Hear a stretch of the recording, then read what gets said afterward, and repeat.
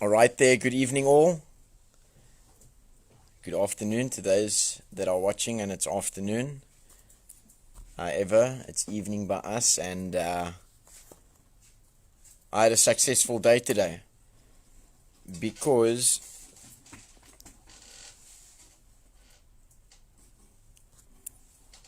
any addict that can go a day without drugs, 2 days, 2 days or 3 days leads up to a week leads up to a month. But we do it day by day. So I had a successful day today. So did 30 other people that are here on the farm. And then a couple of others that are out there that have been through the program. Good evening. How's it, Claire? I see Auntie Michelle is there. Sharon, how's it? So, yeah, just for today, because I came to the last chance saloon, which I believe was my last chance, is my last chance, and I'm still taking this chance. But the thing about addiction recovery is that once it's started, whether we rise or fall, and we how's it, Richie? Lekker to see you around here, bro. Smart to see you in person, but we don't always get what we want. We get what we need. And today I got what I needed. That's what made it a successful day. And Mr. Hall will be online later. And good evening, Mom. How's it? And I think one of the things or questions that some people inbox us and ask and things like that is about success in recovery and success in how's it, Beverly, all the way from Saldanha. That's where I started off in the industrial kitchens at the Proteus, and then I used to do all my wrongdoings there in White City and Captain's Cabin and all of that. That's quite a throwback. And I used to go to Flamingos as well. And then forget that I live in Saldanha and then sometimes wake up in Cape Town.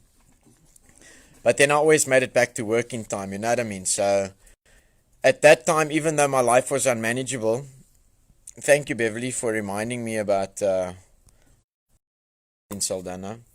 Even though that my life was unmanageable, I was still successfully doing my job and excelling in work and all that kind of thing. But yeah, so success in general and success in recovery is it's a very widespread topic. It's a very widespread meaning. And how's it, Gladwin? You've had a successful 10 months. Good evening, Dominique. And you know, firstly, an addict that has gone very far down the scale and things like that is at his wit's end and that wants to change is usually seeing somebody else's success that would make him believe that there is a chance or that there is hope and that he can change. It's usually the success stories that give the next person hope and things like that. How's it, Jackie? And so yeah, success is a very widespread topic in the sense of like I said, when I was in Saldanha, I was also, you know, at I wouldn't say at the peak of my addiction, but I was doing a lot of wrong things. I was partying, I was jawling, I was doing lots of drugs and things like that, and working very hard. I was working up to about 90 hours a week, and substance was a very thing behind it. But every other area of my life, just about, was falling behind. Besides my studies and my work at that time, which I did eventually end up leaving there and things like that. Partly because the wheels of addiction and things did come off, which turned the success into sort of failure, which was fixed and things afterwards where I did end up changing my options and studying to be a chef and things like that and doing a sort of shorter course with a higher qualification than what Protea had to offer at that time. However, so my work life was successful, but I've always asked, I asked the question, and I ask our viewers and our friends that are watching this evening, what is success to you? What is success? Is success having a job that pays you 100K a month and you're unhappy? Is success you just being able to cover the bills and the rent and you're a good family man? And what is success? So first of all, it possibly changes according to everybody's goals and things like that. And I think one of the best things about escaping an addiction or coming to a center like this is that our success stories can change. When recovery happens, anything is possible. Like we said earlier. How's it, Lee J? I hope that big heart is for me all the way there from the UK. What's up, Clacker? And so what? For sure, Claire, success is working hard for what you want to achieve, but we need to know what we're working with, and that's what we speak about in addiction recovery. Is that one of the best things about escaping addiction or coming to a center like RAEL, and that is obviously is getting a second chance at living a successful life after breaking things down and messing up and being drug driven and things like that, because eventually the drugs affect every area of your life, and drugs is priority over everything else. So so the nice part about recovery, first of all, is that it gives us our choice back to make a success of ourselves and a success of anything that. So like I said, what is success to you? Is it just making ends meet and being happy? Is it having a great job and working 18 hours a day and never seeing your family? Is it differs from person to person. But I believe with success having many meanings. I thought I was successful in Joburg when I worked there as a white meat inspector, and I stayed in a 4-bedroom house with three toilets, and okay, it was only me staying in the house, so it was a bit extreme, but it's what it was available to me at the time. So I'd have a party with myself in each room on a different day of the week with a different drug, like sometimes a couple of different drugs, but I honestly thought that I was successful because all through my time and just before moving up to Joburg, I was on parole, and I was living in the yard of the house that we were evicted from, and I was waiting for my parole to finish. I was waiting for my parole to finish so that I could move up to Joburg. I convinced myself, okay, I need to get out of the province. Cape Town is the problem, and anyways, I move up to Joburg. I move up to one area first, Mpumalanga. I see, okay, things aren't going to work out there. There's a couple of people I know and whatever, and I just want to get away from everything. And it kind of started off as I sort of walked into a jail when I Mpumalanga, and those people could handle it, and that was their lifestyle. But unfortunately, I had obviously crossed the invisible line, and I could see that I wouldn't be able to make a success of anything there because I was at my wit's end. I couldn't keep jobs anymore. I was messed up. So then from Mpumalanga, I moved to the West Rand in Johannesburg, and I was working as a white meat inspector. I also had my rises and falls there and difficulties and things like that with addiction. And yes, Mr. Hall, that is where I burnt out my car. That was leaking petrol, and I was gerook, and I checked with a lighter to see what was leaking, and I ran away from the car on fire because I was drenched in petrol. And the first thing I shouted was, I'm sorry God, because I thought I was going straight to hell. because I just came back from the merchant and my pockets were full of drugs. But yet I thought I was successful because I had a car, I was renting a 4-bedroom house, I had a better than average job.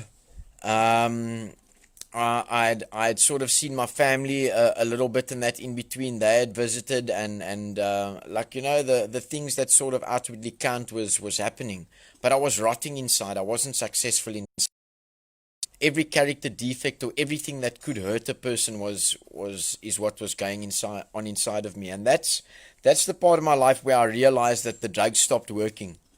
That is where I hit the spiritual bankruptcy that I spoke about the other evening, and that is where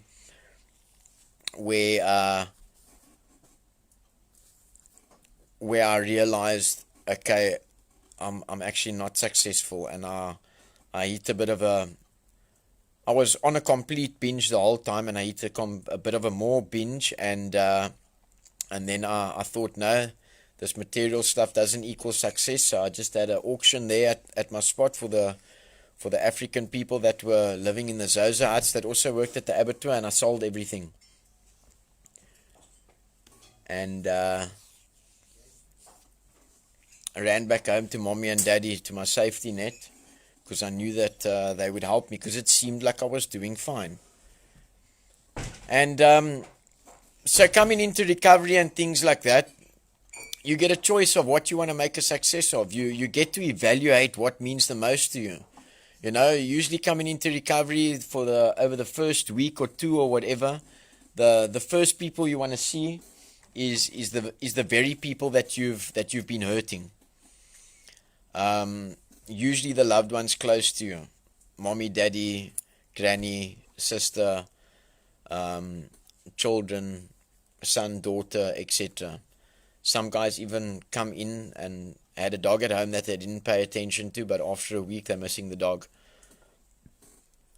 But they've never ever picked up his shit before or fed him. Mommy done that for him all the time. And so we get a chance to define our definition to ourselves of what is success, and we get to prioritize and things like that. And so success in recovery, I didn't start drugging when I worked at the abattoir until I started sort of making social success or outward success.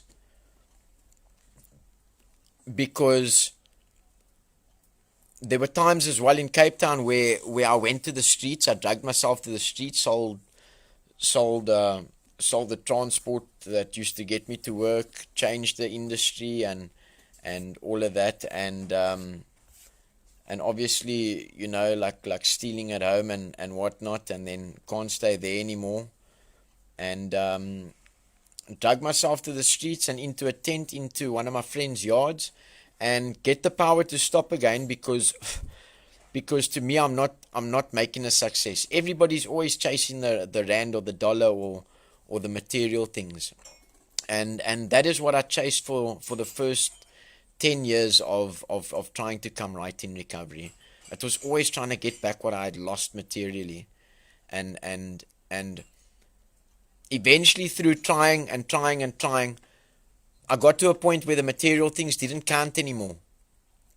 It didn't matter, because I knew when the drugs go away, then those material things come back. It's almost an automatic process. Like, obviously, we've all got good points and bad points, and I believe that one of my good points is that I've got a decent work ethic. I've been told that on drugs and off drugs, and because most addicts suffer with self-esteem issues, that's why I say I've been told that. That isn't always what I've thought of myself or think of myself. But that's the thing. No matter how far we've fallen down with as a result of our addiction, when there's hope and we can recover, then we can always reach some kind of success in our life. It's, for example, Richie was so broken when he got here, he didn't think that he would ever wrestle again, ever. He didn't think he was capable. It's obviously juggling life and just staying sober on its own in the beginning is a massive task and a massive job, because you're trying to get just basic life right successfully, and or recovery right. You're trying to be successful at that, and then you throw in a job, and then you throw in sort of little social events or whatever, and you have to choose them carefully and see what you like and dislike, and what you can do and can't do, and things like that, what's good for your recovery and what's not good. And you throw in a job, and then like Richie started throwing in an extramural activity, and then it was things he needs to do for recovery. It's the time management now to sort it out, and then we still throw a girlfriend in the mix like as well, and most of them do want a lot of time, and that's the different successes that we want to reach in our lives. We want to have cars, we want to have jobs, we want to be productive members of society and things like that. That's the one hand of it. But the other hand of it is that, and I'll take Richie for example, because we've experienced very similar feelings and things that we've spoken about. You want to have a successfully happy day as well. A big sort of addict trait as well for acceptance is when you get a new job, you work your arse off, you put a lot in, because you're looking for acceptance. You want to be acknowledged, you want to be recognized and things like that. And you put in a lot, sometimes for the first 2 months, sometimes for the first 3 months or whatever. And sometimes you even possibly burn yourself out. And then you've already set the bar for that expectation of what you're capable of. And then after 3 or 4 months, you want to start getting angry with your boss when you've made him used to that way of working, and that's what he expects of you. And then you possibly even could start resenting, 3 months or a month ago, you were putting in extra hours, you were doing all of this, but it was to get recognition. It was because not you, Richie, but because you or whoever does that, like me, was maybe looking for recognition or acceptance or acknowledgement in some kind of sense. And most of the times when people come into recovery, is self-esteem is a big issue. So we want to get to a point of having successful days where, how do we handle disappointment?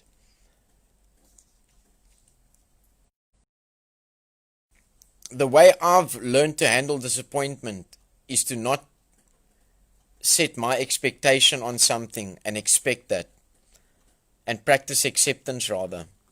Because when I'm expecting something and it doesn't happen, I'm setting myself up for disappointment. But we're going to be disappointed even if it's not our expectation sometimes in life, because that's how life goes. But how do I successfully handle that? Because I don't sit on the couch for 3 days binge watching series and eating ice cream if I get disappointed or hurt. I self-destruct because it's a feeling that I don't like. My default is to self-destruct. And that is my wrong part in the situation, because I need to learn how to deal with that differently, successfully. Successes in recovery, after the struggle of addiction, it's a wonderful thing to sort of at last celebrate. My first time in recovery with Mr. Hall here at the farm. He's guided through my recovery before. And as I've said many times, it's only when I've stopped listening, when things went downhill and things like that. But I was so scared of myself and the successes that I had promised myself that I couldn't reach mainly because of my addiction and some of the defects of character that goes along with it, that is almost expanded and magnified through addiction. Not because the drugs are in my body, but because I'm running on something different than my human makeup. I'm running on chemicals that I think give me the power, but it actually fades after a while, and it just makes the real you weaker and weaker and weaker and weaker, and eventually you can't run without this stuff anymore. Because how many of us, to be honest, people that aren't addicts out there? How many of us need to have a drink for a bit of confidence? Can we successfully be confident without having a drink? You know, to sort of start handling and dealing and accepting things about this in all kinds of ways. I don't have the luxury of schnaufing a line of coke anymore or whatever before an interview, because I want to impress the oak that is interviewing me and have all the answers and be energetic and all of that. Because for me, it doesn't stop at that line of coke. After a line of coke or a nice benzo tranquilizer or 2 or 3, for me, leads to unmanageability. I start treating people like shit. Drugs become the priority again, sometimes quickly, sometimes slowly, and success becomes foreign to me. So we learn to get our confidence back. We learn to deal with different situations. I was thinking about last night with some people that said that I've got a swollen head or whatever. So I said to Carl that I'm going to do a bit of a meeting on successes and success in recovery and all that this evening. So I said to him, you know what, I'm just gonna press go live, and I say, good evening, tonight's meeting is on success. And I was just gonna say my name and then end the meeting.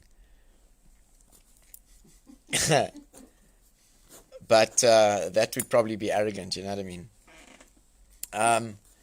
So I thought, no, don't do that, because you're not arrogant, Kurt.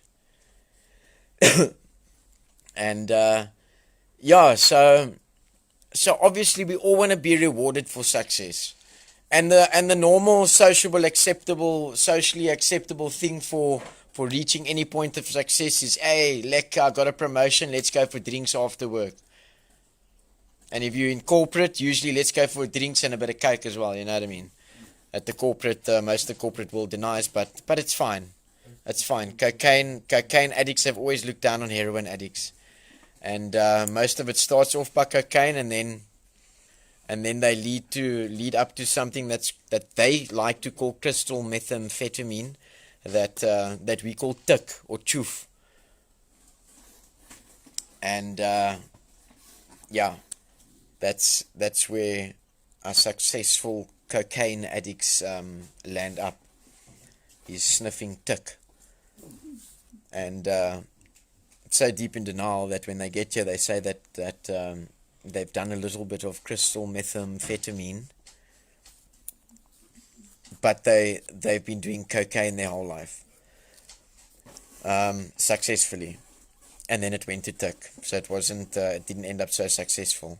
But anyways, so that's the different points and angles and all of that on success in recovery, you know.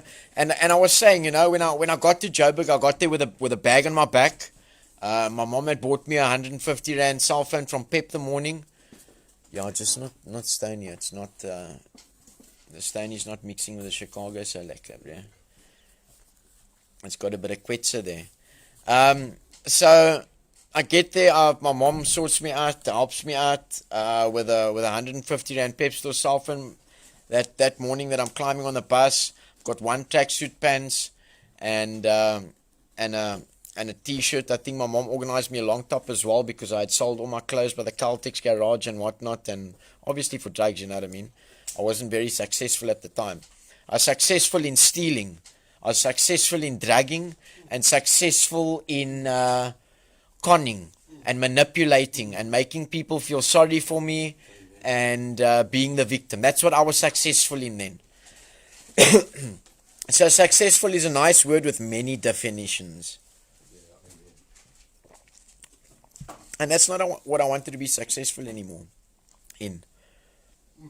I wanted to look after my kid properly. I wanted to rebuild my relationship successfully. And I was willing to do anything. And I got a job at the abattoir in the staff canteen, packing cool drinks and serving customers and whatnot, which wasn't too bad for a person that was living in a broken up Wendy house amongst the bushes in a half stripped house that I was evicted from, and I was living in the yard for 3 months because I was still on parole.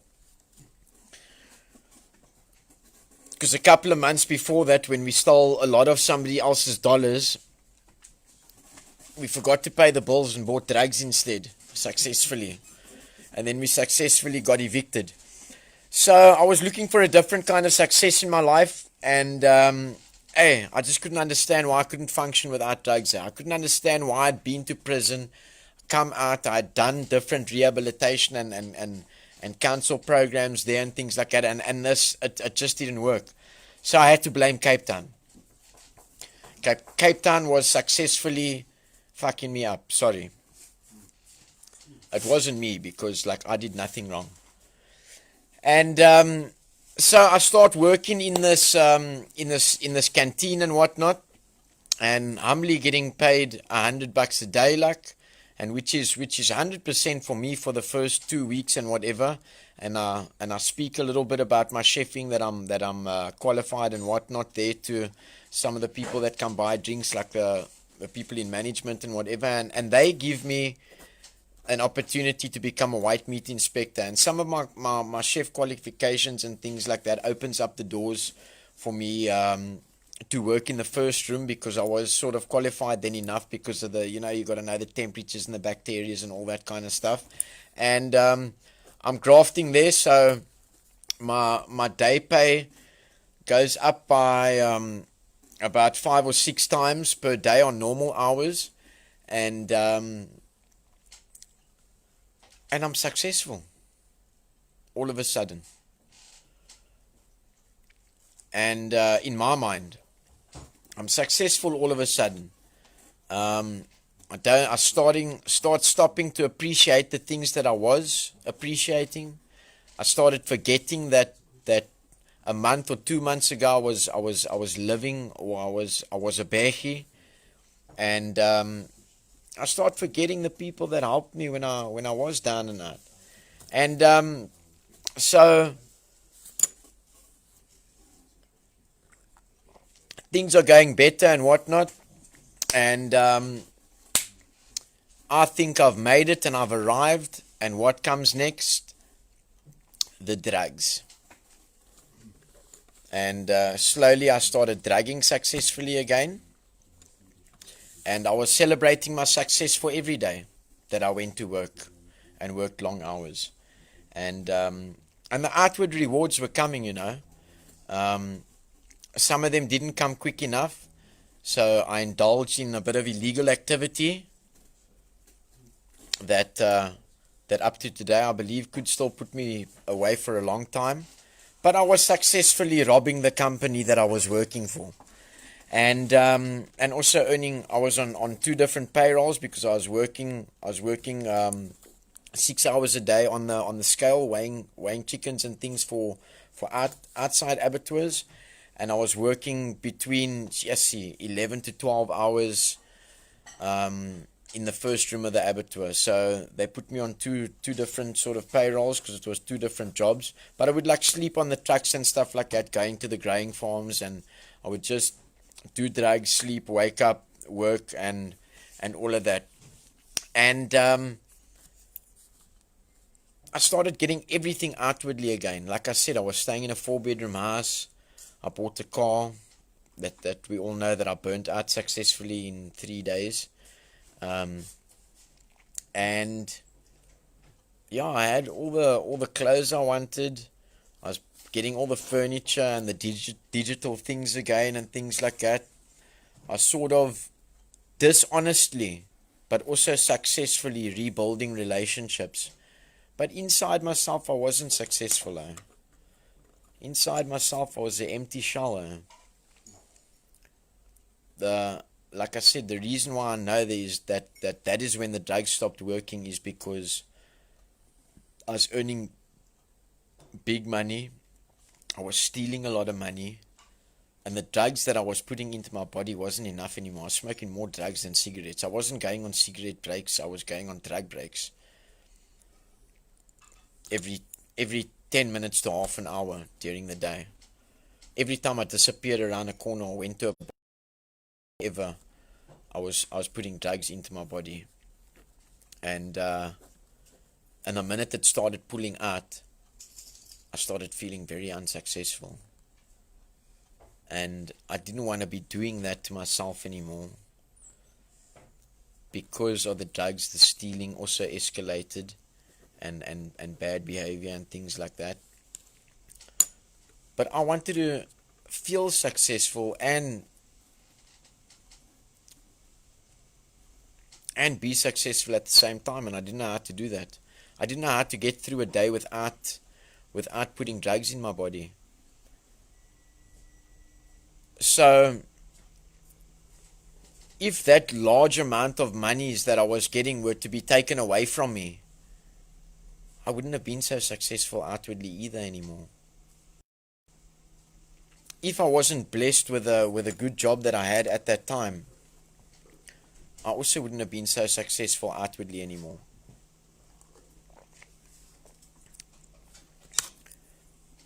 And things looked okay to everybody else out on the surface and whatnot. But the sort of point that I'm trying to get to is that there's one thing that stands out for me very brightly there. And the first thing that stands out is that once I started hitting these little bits of success, because I went up to Joburg and I no detox meds, nothing. I think I had a half a Suboxone. And I had it on the bus. I went through cold turkey withdrawal and all of that from tick and heroin and everything else that I was putting in my body in Cape Town before I went up to Joburg.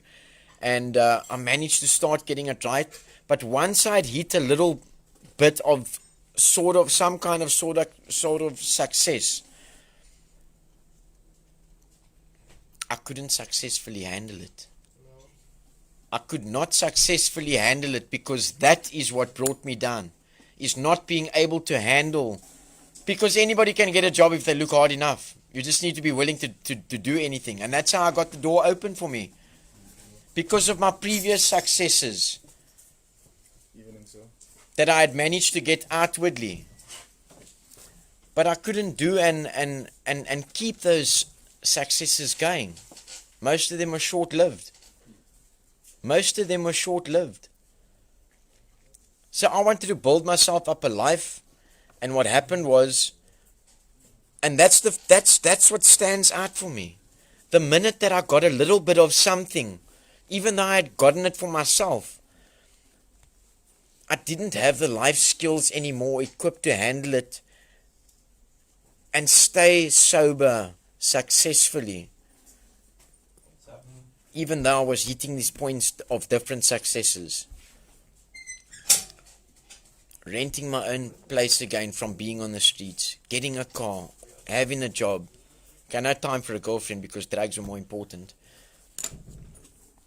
But we had a couple of one-nighters here and there. God bless them. And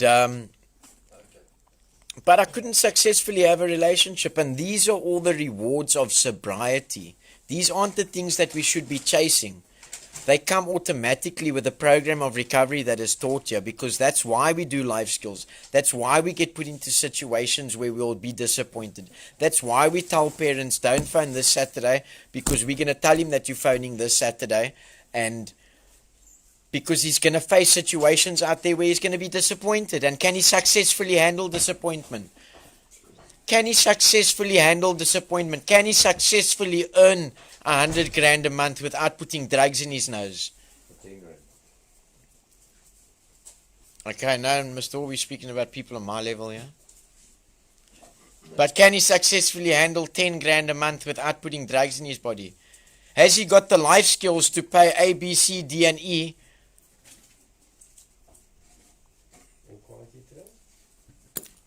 And take care of his responsibilities successfully? Can I successfully live by myself without nagging mommy for different things? So the topic of success, like the people asked me in the inboxing, and we usually wait for it to be recurring or come up a couple of times before we sort of go into a topic on it.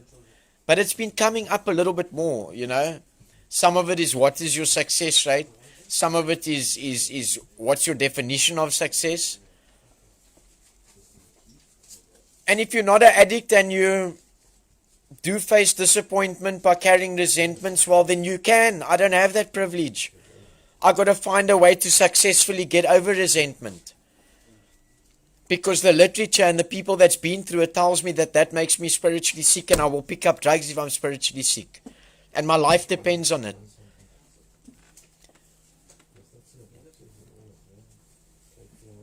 So instead of me, the method for me, like I said earlier, sitting on the couch and eating ice cream for 3 days and sulking doesn't work. Because I probably go to the merchant before I go buy ice cream. I need to live in a program that I reach out to people. People want to successfully get the program of recovery right, but they want to go pick up drugs and then phone their sponsor.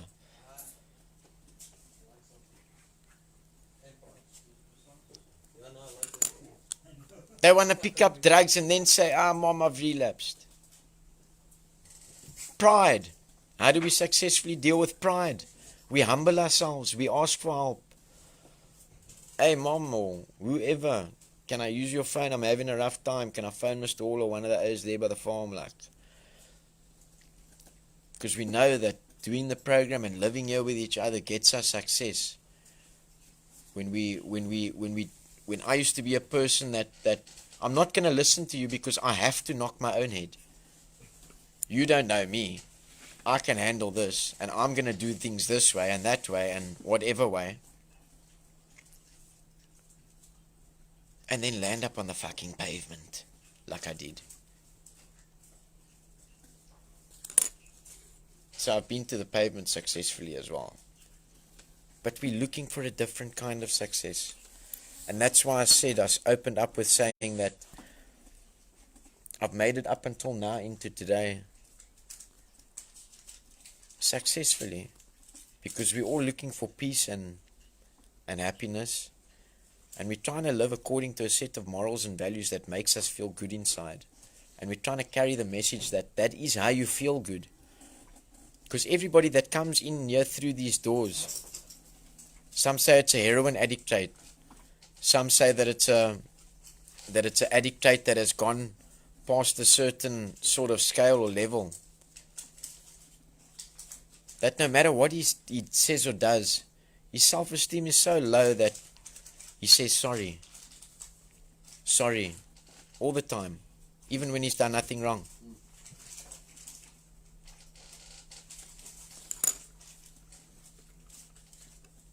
And another aspect of success and successfully, which might even be a little bit arrogant, but you can take it like that or you can take it as the truth. But my truth to myself is that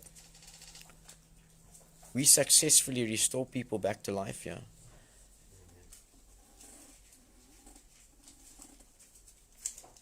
And that is what makes us feel successful. But it doesn't just happen. If those are the results that we want out of people, which is in a way our product, if you want to call it that, because that's what we're working with, we need to put into that all the time. We need to invest and we need to put in what needs to be put in to be able to get out. And if addicts want to recover, they need to be able to want to go to any lengths.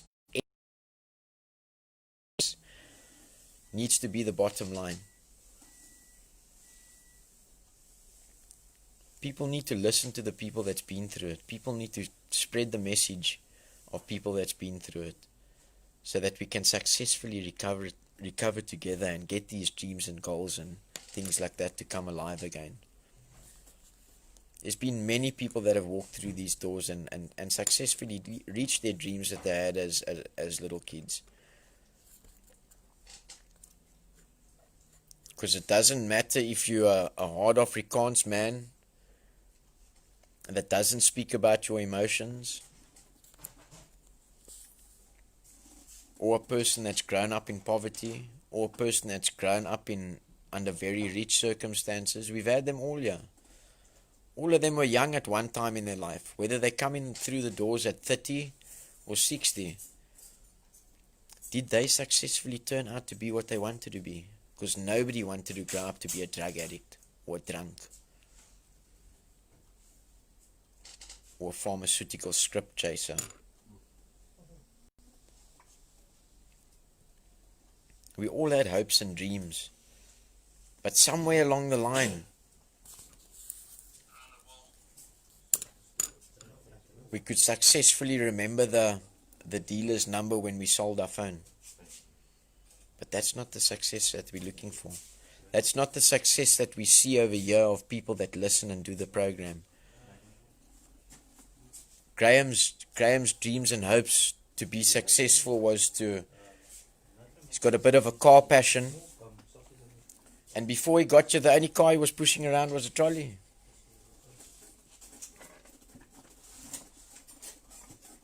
The dream was driving by him every day. When he was pushing his trolley, the cars were driving past him.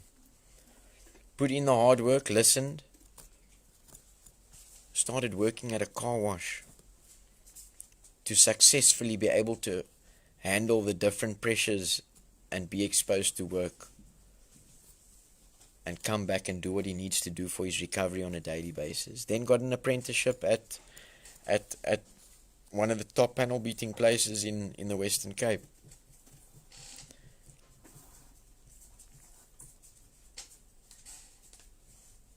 Now he doesn't have a trolley anymore. To the oaks that like cars, he has a 2-litre 8-valve Golf.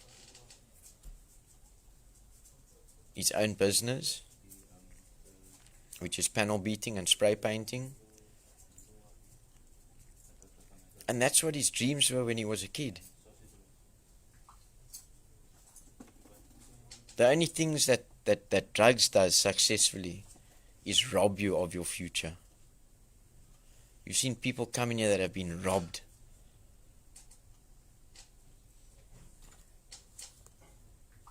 Richie was robbed of his wrestling, and that must have hurt.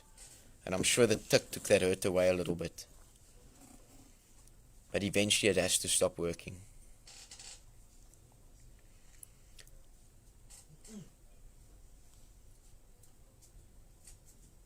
And I know we speak about these guys quite often because they're very, very close to the RAEL family and things like that.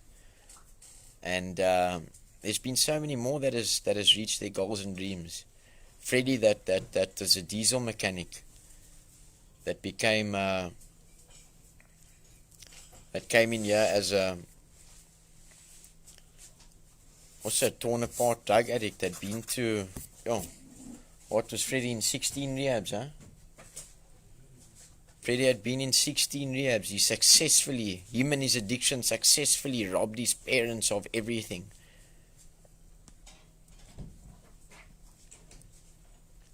Today, Freddie's also got his own successful business.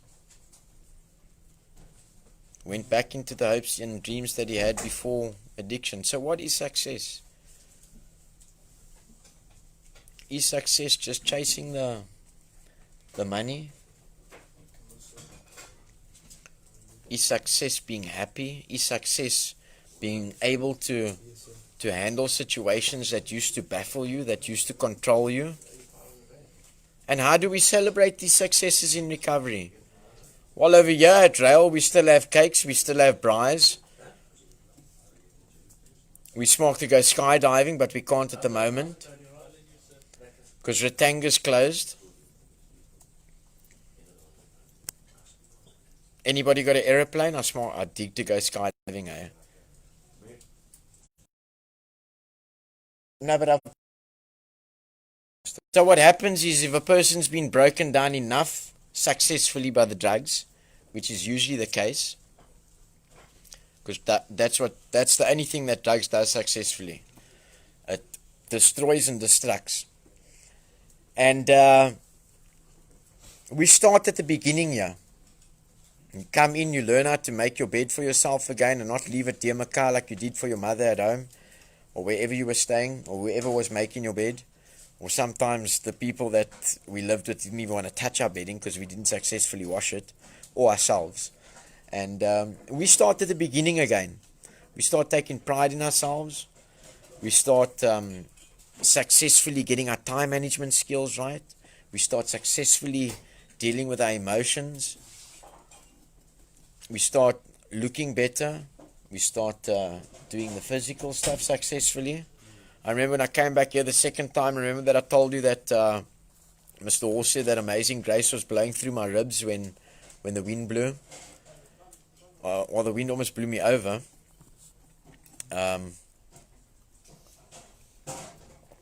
Then I've successfully grown physically. There was a little wall outside the kitchen when we had geese here that I actually physically had to use my hands to lift my legs over there. And now I can run and all of that. So we do recover successfully, but we must never forget where we come from, because complacency will take away our success. All the rewards and things of sobriety, you know, and I love it that we can that I've been humbled enough that I can learn out of another man's experience, because whenever I hit a bit of sort of success in some kind of way, the only way I knew how to celebrate was to chop a line or to drop a pill or drink a dop. I didn't know how else to deal with the excitement. Now today I've got a message to carry. I deal with that success by telling somebody else about it that is in a similar position that I was, with no success. And if they successfully recover, then we've successfully done our job. So that's me on a bit of success tonight. Like I said, when I started the meeting, I was just going to tell you that I'm going to do a meeting on success and recovery, and then I was going to humbly say Kurt Schuler, and then stop the meeting. And then I thought, no, people might call me swollen-headed and arrogant if I do that. If anything, it's been a road of trial and error. And when I say that, what really stands out for me is it's basically just been a road of listening to Hall and then not listening to Mr. Hall.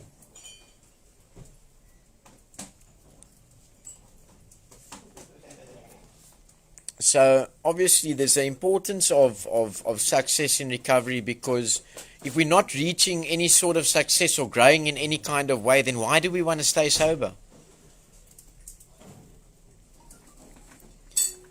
If life doesn't get any better and we're not reaching successes, Angus, like you are studying at the moment, because you were just studying the lolly before you came here. Yes, sir. Successfully. Do you like the lolly? Angus liked the lolly a lot, Mr. Hall. If you're not reaching any of these successes, you would want to return back to your addiction, because the drugs would give you the instant gratification for a while.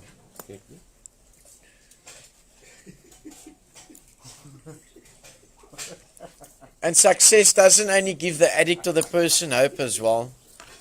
And I'm sure there's people that's watching that can identify with this, and possibly, you know, Michelle, you're close to our RAEL family, that you can agree with me that I'm sure Michael's success or little successes that he achieves, it impacts the family as well.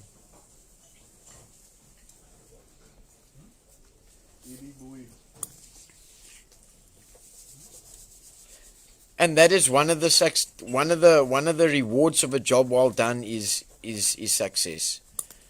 So you know the people that have inboxed and messaged and things like that and asked sort of different angled questions of success.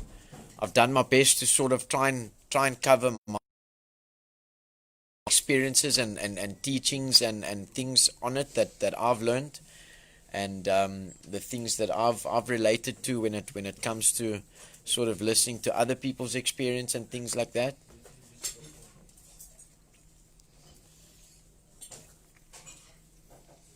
So my reward for success today doesn't need to be drugs anymore.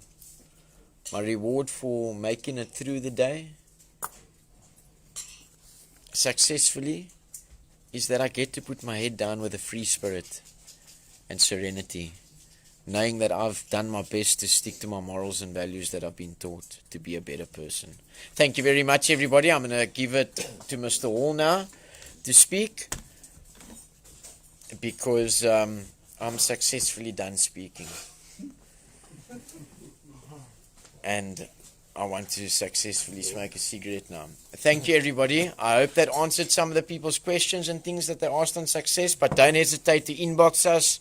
You can drop a question or whatever the way you want to contact us. You can do that, and we'll do our best to answer your questions and things like that. All right. Thank you very much. Love you all.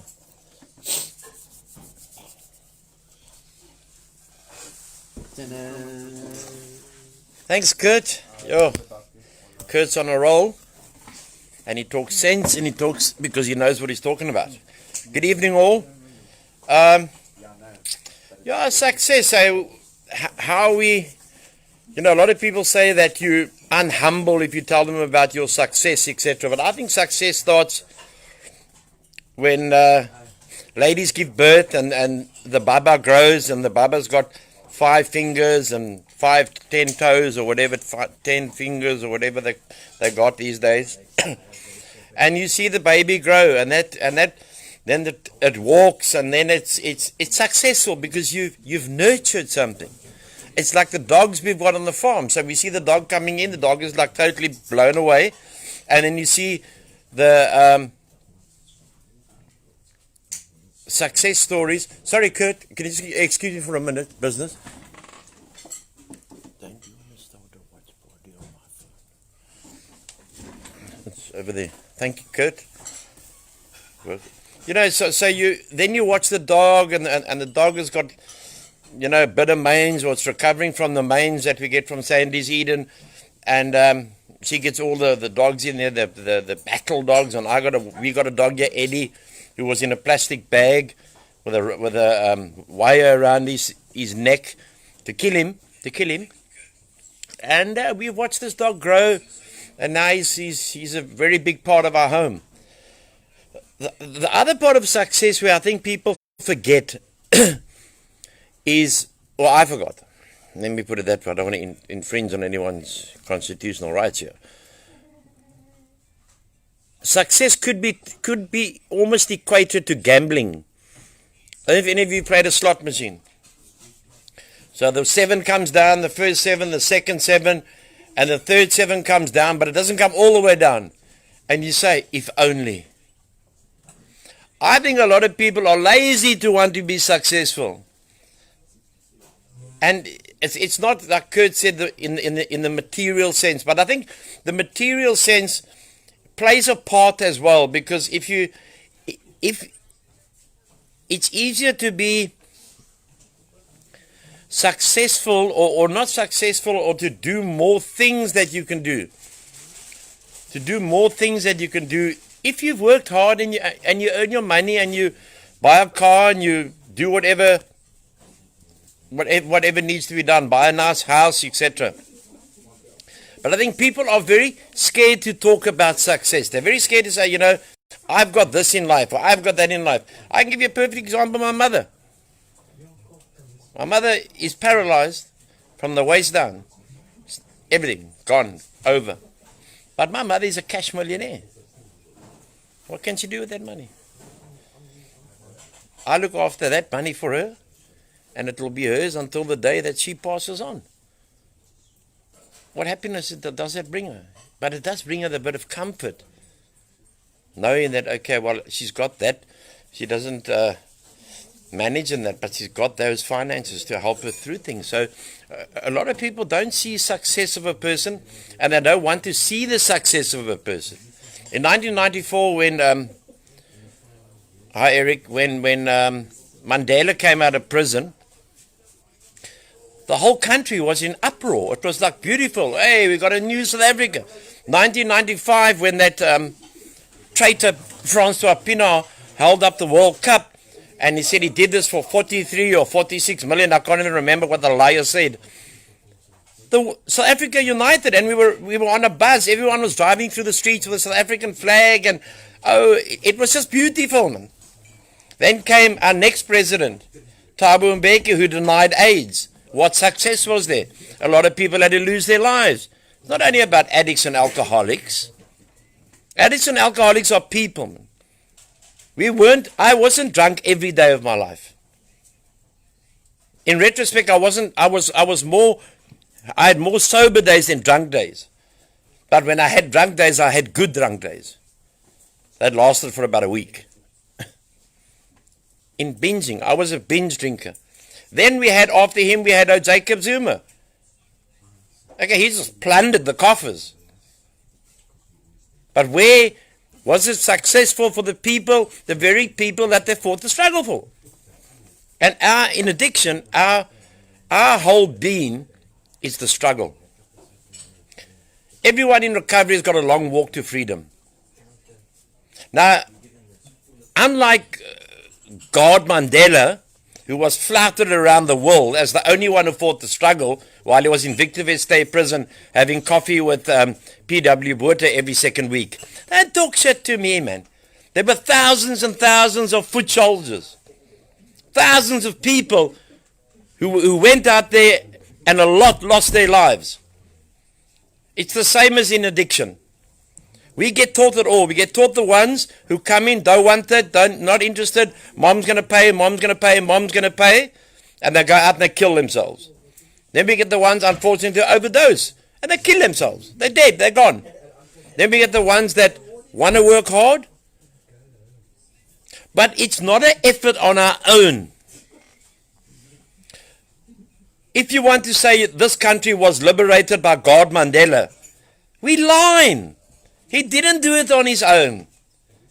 He may have went to the Rivonia trial and sat there for a couple of days and 28 years or whatever he sat for, but he didn't do it on his own. No. He got the benefits of the freedom. And the people that he fought for are still living in shacks today.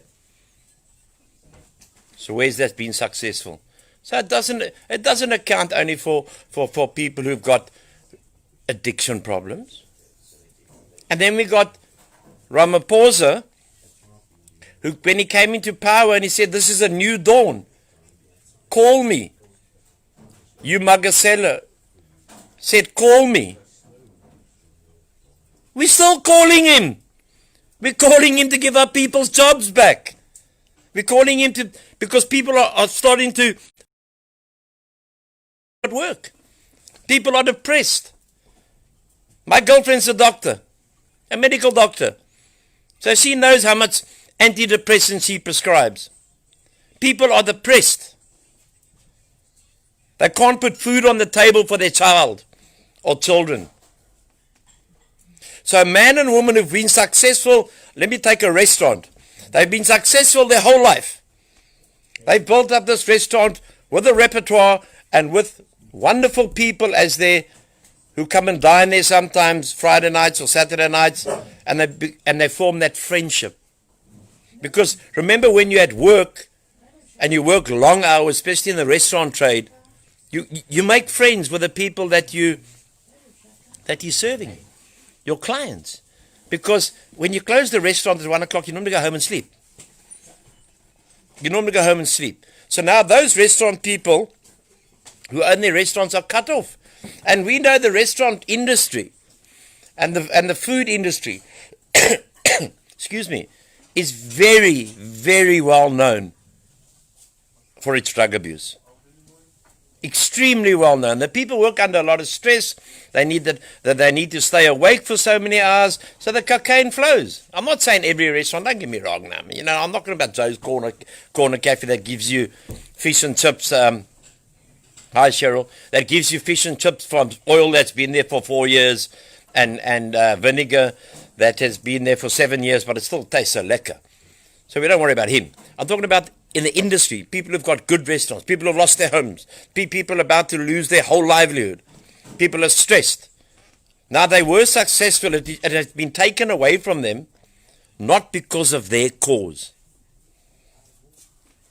We as addicts and alcoholics, some of us were successful, were very successful.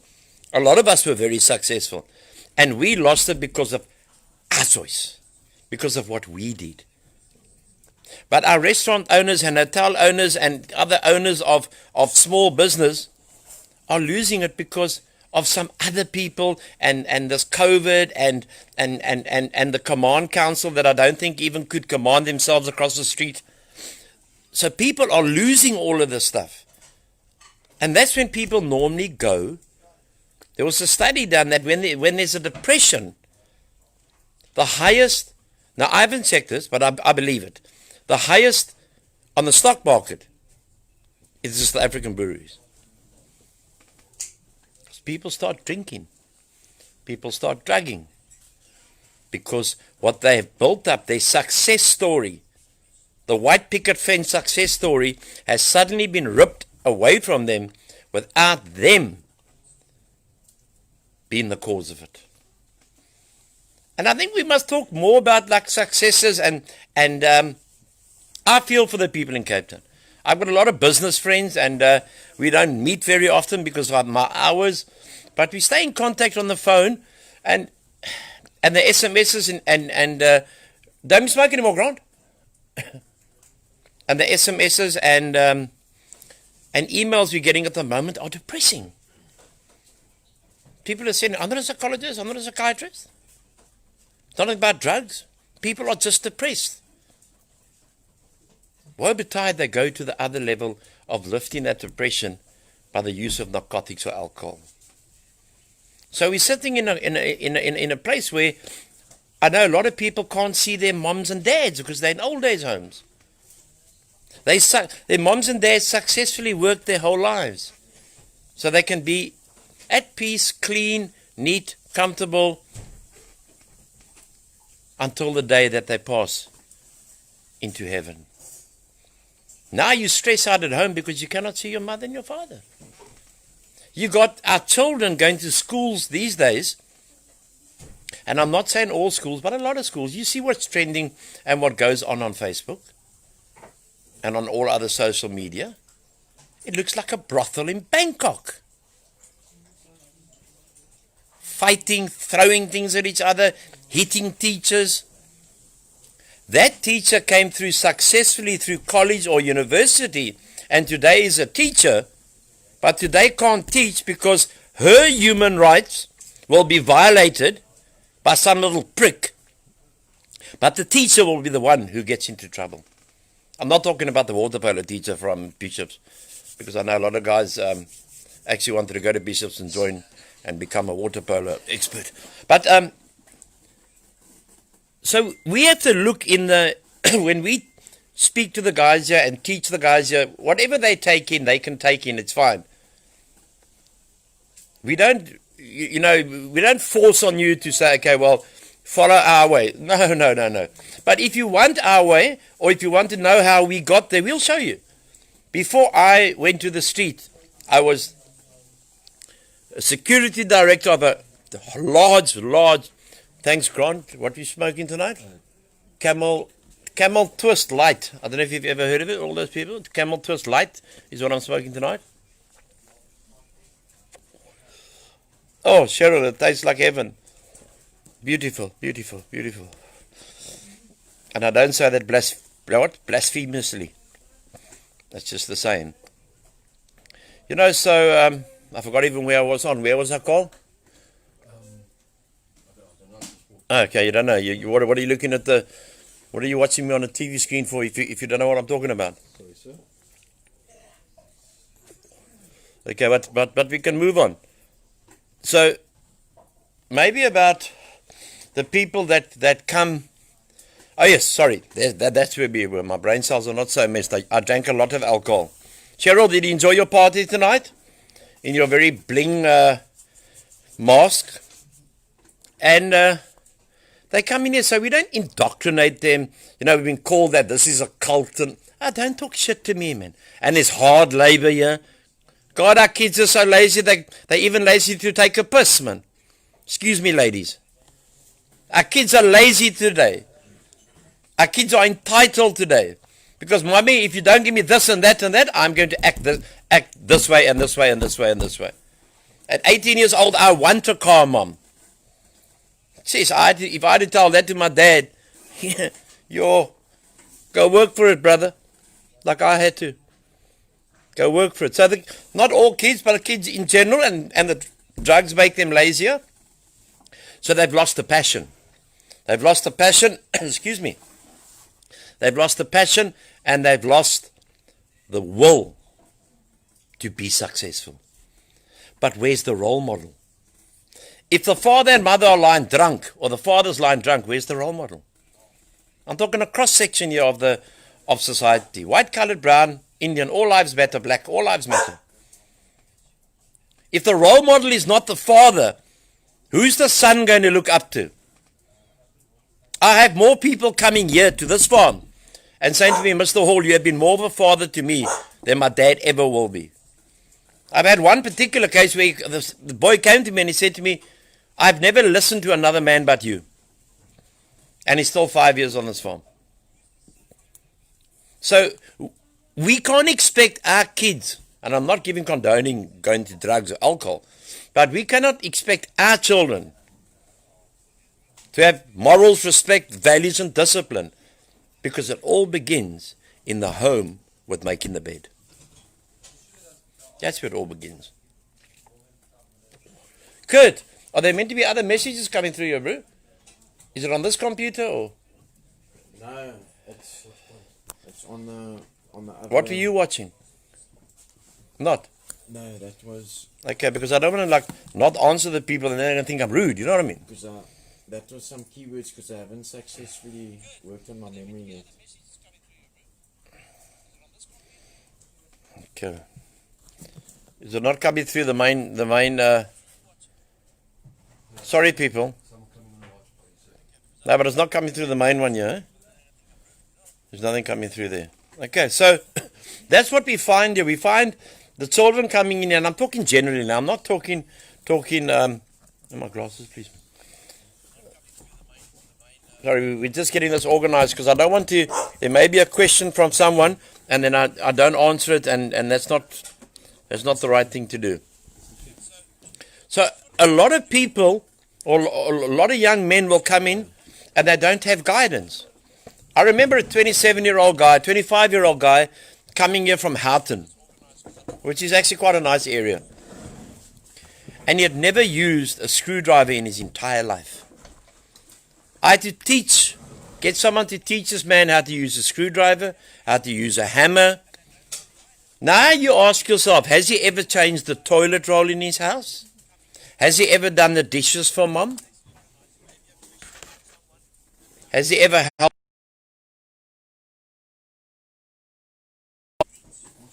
No, Kurt, you're insane, my brother.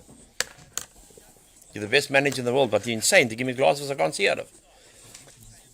And what has he done for mom? What has he done for dad?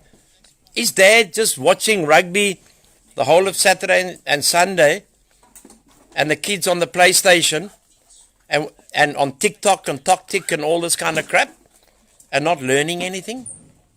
So the role model is important. We need someone to look up to, not idolize. But I'm sure a lot of sons idolize their fathers. My dad wasn't the greatest father. My dad was an alcoholic, but he worked for 43 years. When he drank, my dad was not a nice person, and nor was I when I drank. So I can't blame him. I can't blame him for what his illness, because I'm suffering from the same illness as my dad. And that to me is important. But as a role model, my dad was a superb human being when he was sober. He was incredible. He was an incredible man. And he used to look after us, and he looked after us. I just want to see if there's any. Hi, God, Sue. That's very right, Sue. Sue puts it in a nutshell here. Says, I make my bed up first thing when I get up. I cannot function if my bed is not made and my kitchen is clean. I know my old lady would never go to bed. This is watch party, sir. Okay. My mom would never go to bed if the kitchen and the house wasn't clean. Never, ever, ever.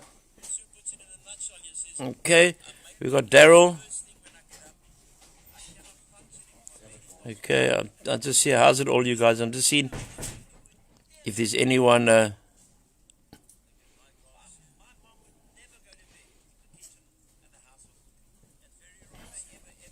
Okay, so we get to that point of it's not the parents' fault, because luckily my mother was a housewife.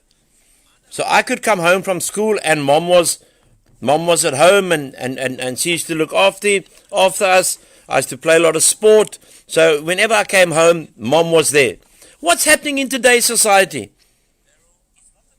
Our mothers and our fathers have to go out and work. And that's how difficult life has become. But our kids can't see it, because they think like I used to think, or I think they think like that money grows on trees. Love you too, Richie. That money grows on trees, which it doesn't.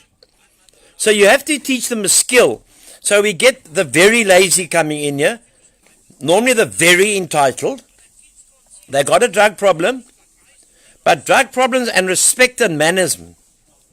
I will teach you manners and I will teach you respect, but you're not going to be unrespectful in my home. I will not tolerate it. And Kurt and I are on that. We love sitting on the same page and talking about respect and morals with a lot of love. Because if you don't know, you have to be taught. And we will teach you respect and discipline. We will teach you the morals and values of life. So we get to the other point now, and we say to ourselves, now the child has done his 6 months, he's done his 9 months, let him go out and work. And I said to him, where are you going to find a job? Oh, no, I think I'm going to become, we become CEOs. Huh? But we don't want to. I once had a guy here, and this probably defines the whole thing. He said to me that he will do anything. Mr. Hall, get me a job. I want to stay here, please. Hi, Clutchy, love you too. Get me a job and I will do anything, Mr. Hall. I don't care what it is. So I got him a job. And I got him a job at quite a good, very hard work. First week he came back, hey, Mr. Hall, I'm trending here. I love this work. Second week he comes back, hey, Mr. Hall, I want to go home. I said, are you insane? I just got you a job. No, Mr. Hall, that job's not for me. I said, why? Because it's too hard. Or you have to get up too early. That's why we have the routine at RAEL that you will get up at 6:30 in the morning and you will go and brush your teeth, and then don't dare us find you in the clothes that you went, that your clothes that you had on all day after you've showered, getting into bed. It doesn't work here. And it will never work here, because if you don't teach the difference, where is the change going to be?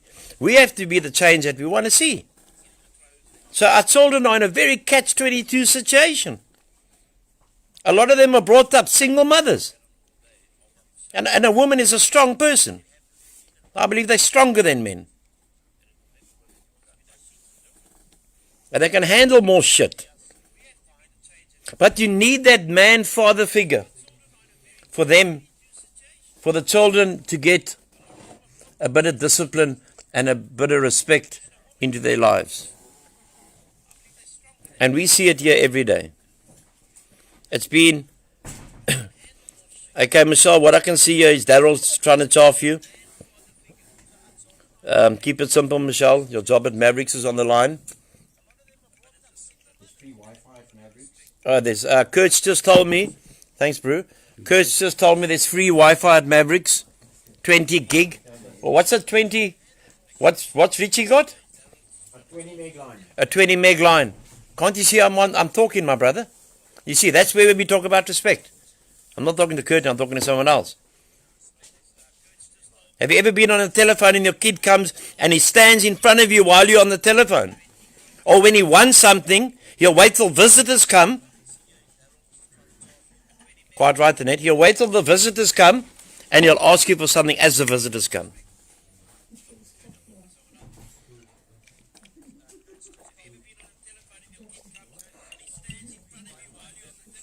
And that's the cons, man. That's how we learn the cons. That's how we learn them every day. And I believe that people should talk. Okay, there's breaking news on this wall. Joni has taken Michelle's job at Mavericks. And Rihanna is still doing all the doctoral work there. It's a pole dance and then a full examination from a medical doctor. In a nurse outfit, but she's actually a medical doctor, so you get a double whammy there. But it's expensive. I think she goes at about $5,000 for 10 minutes, Kurt? Okay, yeah. Kurt's never been there, he's just heard it. 20 meg line, Richie Lecker. So, as Kurt, I listened intently to Kurt. I was on the road. I was out doing business with Graham and Angus. And I listened to Kurt and what he says about the success. How do we measure it?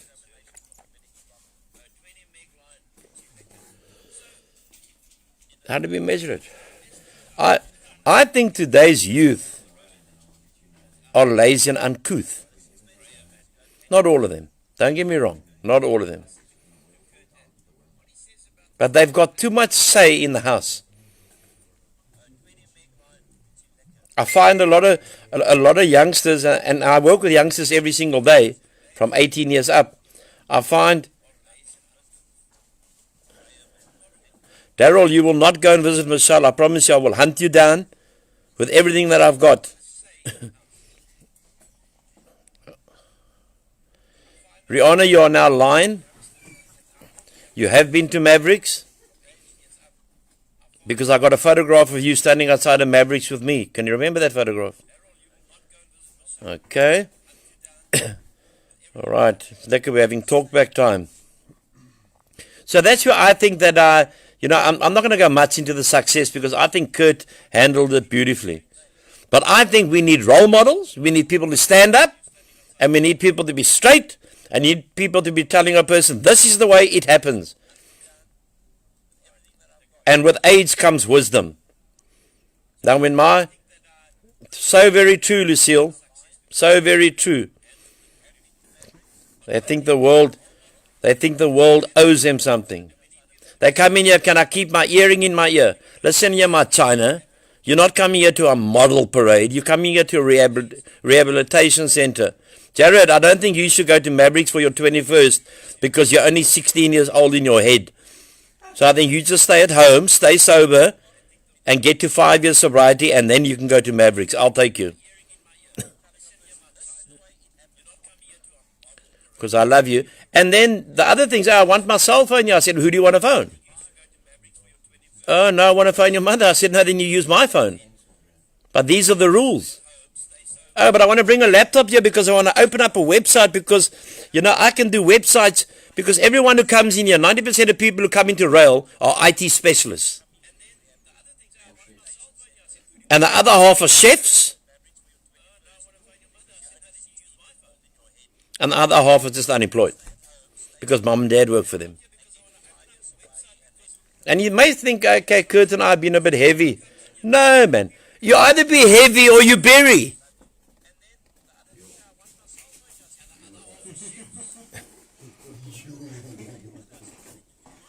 Kurt and I talk from my own experience. We were naughty bastards, man. Kurt and I were naughty. We never drugged together or drank together, but we were naughty. We know the score outside there. We know the Cape Flats. We know Kailicha. We know Manenberg, Chachi's, all of them. Because that's where we used to roll.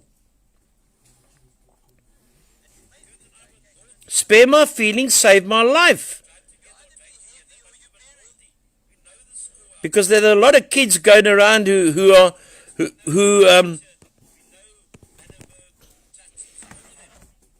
are so entitled. They treat their parents with total disrespect. And the parents sometimes get frightened. And especially when it's single moms. And the boys I used to stay in Gympie Street, Garth, most dangerous street in South Africa. But it's cooled down now. They sold it to the Nigis. It's done. It's over. So the moms get taken hostage. And it's not easy for the single mothers. Okay, that's right. You can put it there. Yeah, I'm finding it difficult here. Hey?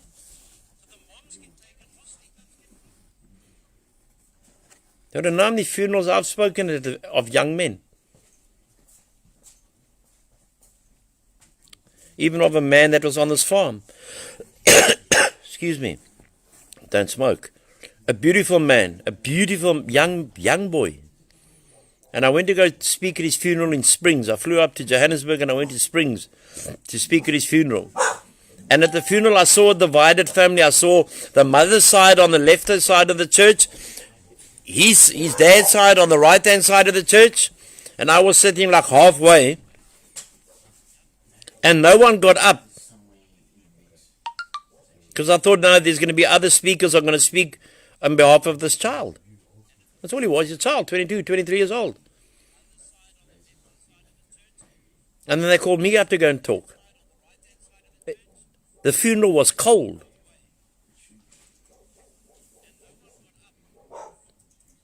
Because the lack of love. The lack of love in this country, the way children want to dictate to their parents, and if they don't get what they want, they go sulk in the corner. Or they go back up to their room and they go sit on WhatsApp and TikTok. It's not the way we were brought up. Yes, I was brought up that way and I went the wrong course. But now at least I got life experience to know. Plenty times at the Yellow Door in Googs, Naan, Grassy Park, Hanover Park, Manenberg. I used to stay at the Hawk, my bro Darryl. So what are parents meant to do? We can talk about this, we can rant and we can rave. I'm just telling you what happens at RAEL. What are we meant to do? I would say my daughter, she is 15 years old. Beautiful girl. She obviously got her looks from me, not from my mother. I can guarantee you that. Do you agree, Kurt? Yeah, Kurt agrees. I once took her shopping and she went to me, "Oh, Dad, I would like that dress." I said, "Oh, it is a nice dress, but like, what are you going to do with it? It's like a ball gown." "No, I just want it so I can have it in the cupboard." So I said, "You're obviously insane." So we went further and we went past the cell phone shop. Because I refused to let her take her cell phone out when she's going out with her father. She doesn't need anyone else. She's with her dad. And then she said to me, "Dad, I'd love a new cell phone." I said, "Are you crazy?" "No, Dad, Mom says that you've got a lot of money." So I said, "That doesn't matter. You're a kid. When you get older, you will get what you want when you earn it. Even though you've done so well in your sport and you're a springbok in your sport, doesn't entitle you to get a top-of-the-range cell phone at the age of 15. Are you insane? Have you lost some marbles along the way? Did Dad's alcoholic brain maybe affect you?" No, my girl. No, my girl. And then I said, "Okay, now I'm going to show you what Granny and Grandpa used to do." This was quite a while ago. So I said, "Come, let's go to the Wimpy." "Ah, Dad, that's not cool to go to the Wimpy." I said, "But my mother and father love the Wimpy, so what's not cool about the Wimpy? Unless you want to pay, let's go somewhere else." We quickly went to the Wimpy. And I've got a very well-mannered daughter. The same as when I met her boyfriend for the first time. I didn't dry dookies around. I said, "My daughter is 15 years old. And then I used some choice language to explain to him what 15-year-olds do. Maybe she'll still do it, but at least I've told her these are the consequences. And the little nutter she's going out with. Because today's 15-year-olds think they're 30. They should maybe do a bit of work at home, clean the windows, mow the lawn, clean the car, pick up the dog shit. And that's all what we teach them here at RAEL. When you come into RAEL, your first job, peer pressure, you're right, quite right, Daryl. The first job they've got here is to pick up the dog shit. Because I like a clean farm. And some people have said to us, hey, I'm not picking up dog shit. I said, no, you're not. Well, there's the gate, huh? These are my rules here. You see these dogs that we've got here? These dogs protect us on this farm. So they must be looked after. The second rule we've got here is that our dogs eat before any human being in the morning. Even our foster dogs, they get well cared for. You're quite right, Garth. Back to basics. And then you graduate through the system. Owen, I agree with you fully. Fully, Owen. Fully. Then you graduate through the system. But you can't jump from coming in here and you've been here a day or two and you want to hit out and bring a computer in here or that. No, man. No. You can get your computer when you finish the course. Then you can go back and get your computer. Then it's waiting for you, and then it's been 6 months, it hasn't been used, so it means it will last you longer. Okay.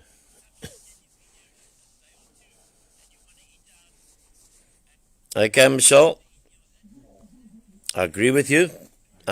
Michelle. But you do a fine job now, Michelle.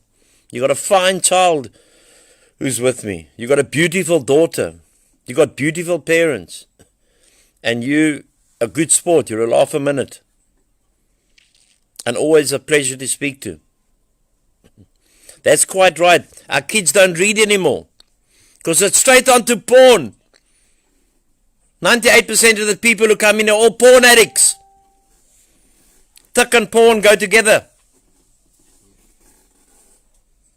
And some like sending videos and fucking all this shit. Our kids think they're grown up because they can see someone giving a blowjob. But they don't even know what it means, man. Sorry if I offended anyone there who doesn't know what it is. Probably Michelle.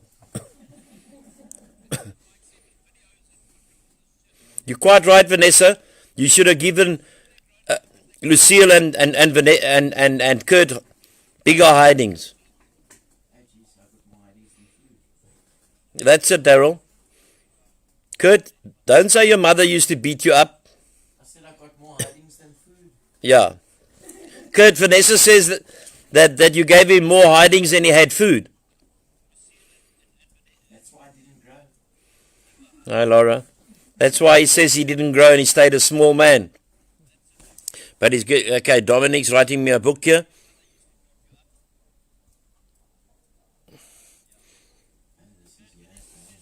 Quite right, Dominic. Quite right. I think they asked me on TV the other day, how do we solve the drug problem?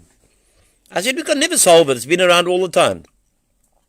But why don't we bring substance abuse, pornography, all those things?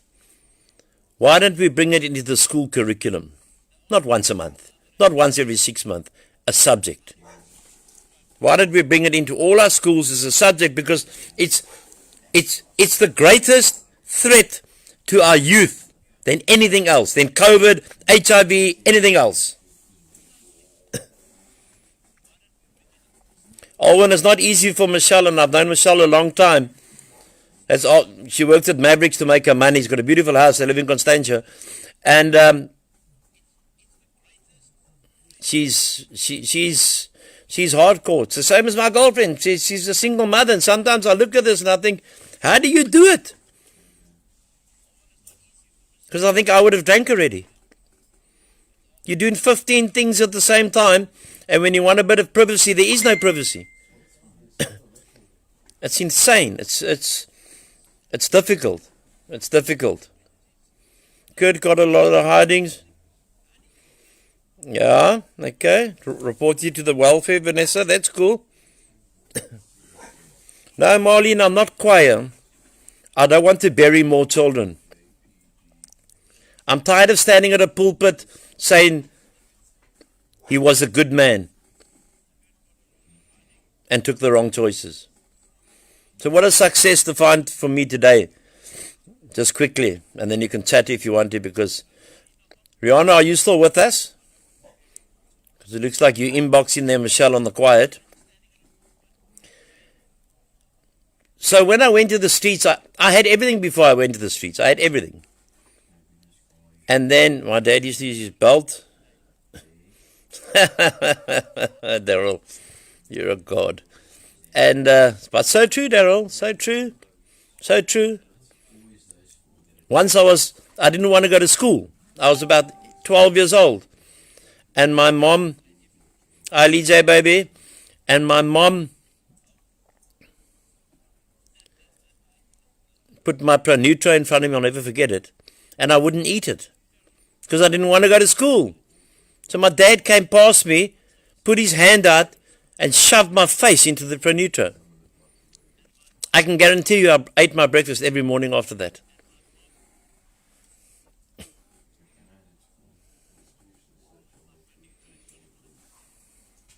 I think we should go back to parenting. Parenting, that's what I think. I don't think there's a handbook. There's a handbook for parenting. You know what grates me totally? It's one of my pet hates. When on TV they are now interviewing some bimbo. She's about 24 years old. She's not married. She hasn't had children, as she says, but she wants to tell you how to raise children. That kind of makes me a bit insane. Thanks, Daryl. We take this back. The package, what's the package? Our children. Our children come back. Spare my feelings, save my life. We tell our child, this is the way it's going to get done. When you're my age, you can do it your way. But while you're under my roof, it's my rules, finished and clear. It is not even a negotiation. This isn't Kodessa or the parliament where they fall asleep. No negotiation. And why am I doing it? I'm doing it because I love you.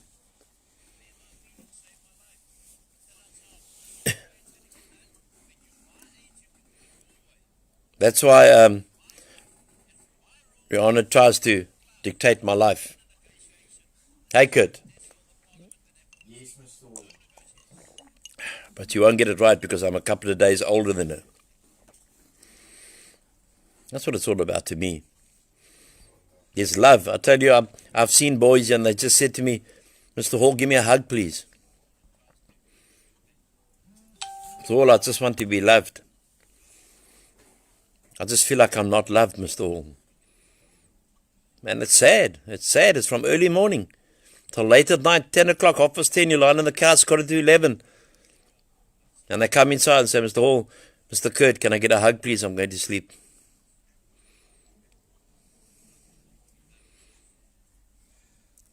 I think let's get back to the basics. Hopefully one day, but it's very difficult in this screwed up, absolutely broken nation. But let's remember that the nation can be broken and they are burning, they're going mal and they're doing whatever they're doing. But we're not broken. We've got God in our lives. We're not skyn heilig. We've got God in our lives, man.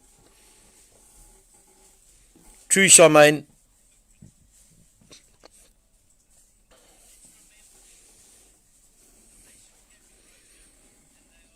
We've got God in our lives and we will overcome.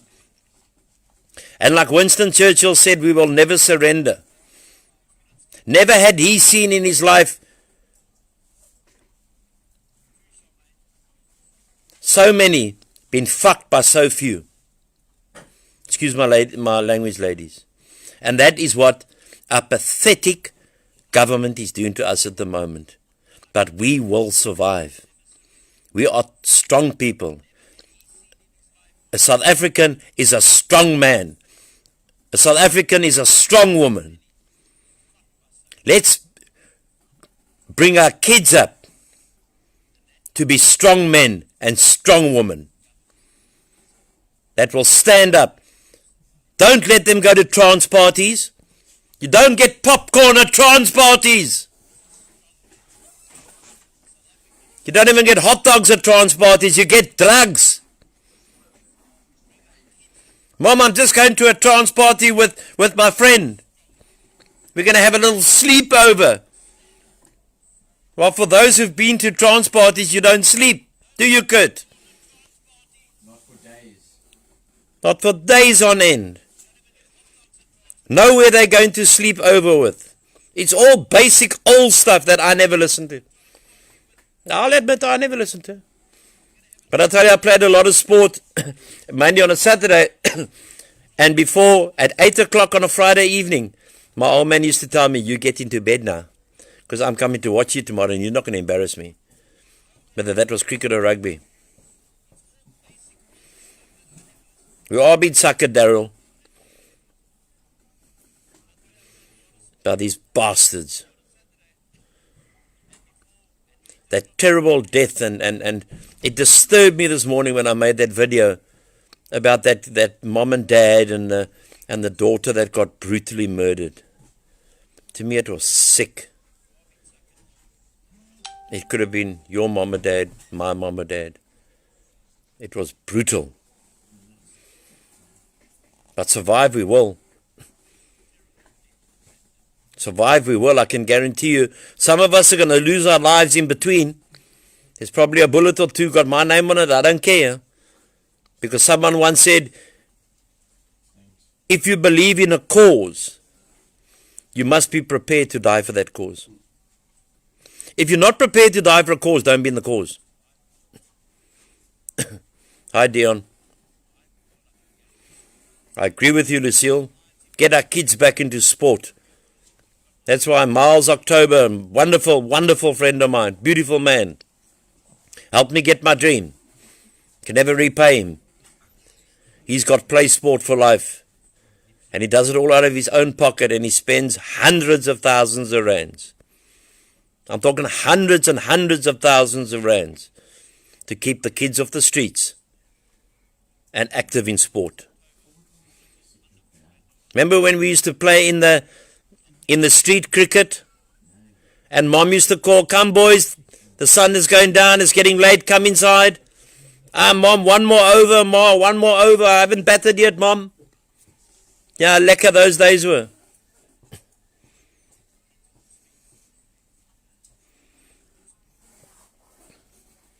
Our country has polluted the youth of this country. The government loves it that our youth are addicted, because when you are addicted, you're weak. And when you're weak, you don't care who's stealing, who's robbing, who's doing anything. All you cared about is your next fix. Our government has destroyed the fiber of our elderly, who get treated with disrespect.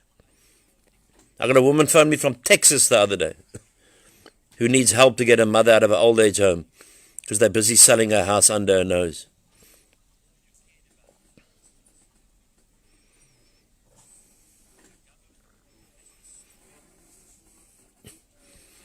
The government has corrupted a society for monetary gain and hatred. Because if our president can say, 25 years ago, this is the way you treat white people, with a boiling frog, then he hates white people. In his new dawn, call me, call me, call me. I was sitting in Parliament that day. I thought he was calling me. What a lot of crap, man. We have to protect our children. We have to make sure our children don't go to drugs. We have to test them once a week or once every 2 weeks. Why not? Are we scared to hurt their feelings? It's test or eternal rest.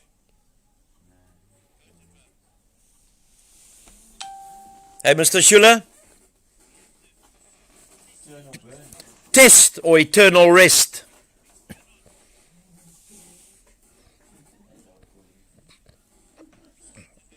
That's what we have to do. There's a war against our children. Are us as parents and older people going to stand by and watch our children violated daily on alcohol, rape, etc.? Because we're too busy. And I know we're busy. And I know it's difficult. And I know it's hard.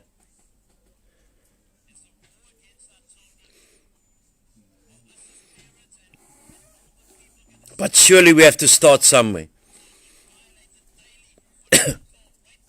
Surely mothers on this group can get together on another group, or even on this group.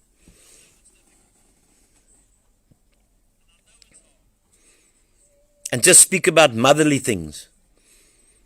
Speak about children things. We can't keep that knowledge that we've got. We can't keep it within ourselves without sharing it to our fellow man or woman. We need to help each other. We need to stand up as one against the evil. The government is evil. They are communist fucks. And they're trying to break us. But they will never, never, never beat us.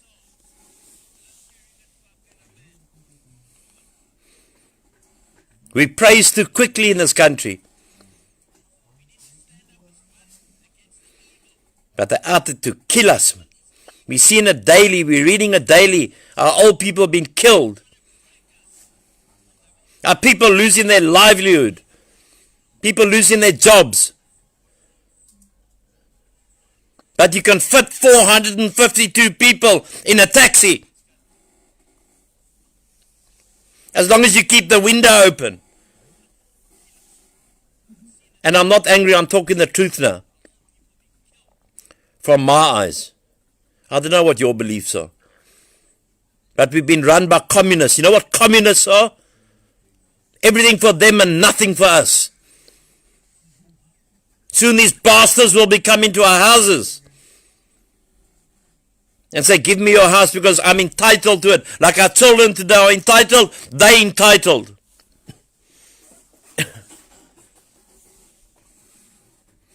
We fight this battle daily. As I said before, my friends, I have not been drunk my whole life. I've been an activist like my grandfather was a trade union leader. After he fought in the Battle of Malta for the Royal Navy. I don't come from weak stock, I come from Irish stock. And even though they say most of us Irish people are a bit bedorned, it's okay. But I can assure you that I put, with my words comes my actions. I'm not just words. I've never have been in my life. You're quite right, Frank.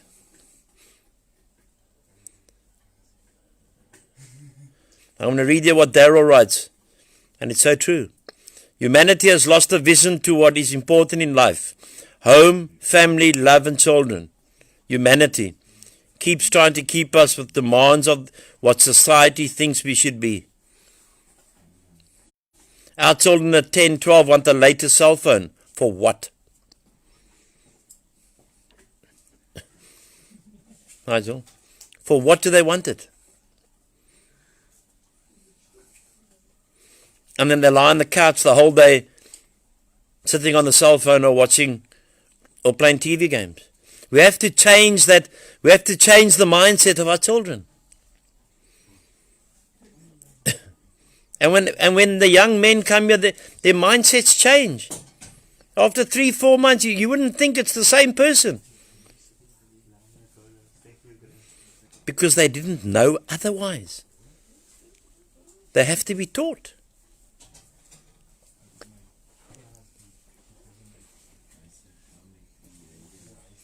You know, I don't take this as arrogant or bragging. I don't really care, but I come from the park bench.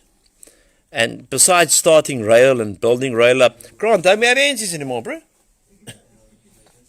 You like Rihanna, when I ask her for a cup of coffee, she says she'll bring me a cup of coffee now, and then like 4 hours later I get the coffee because the kids are nagging, do mom, or not nagging, mama need this, mama need this, mama need this, mama need this, and I'm sitting there just waiting for a cup of coffee.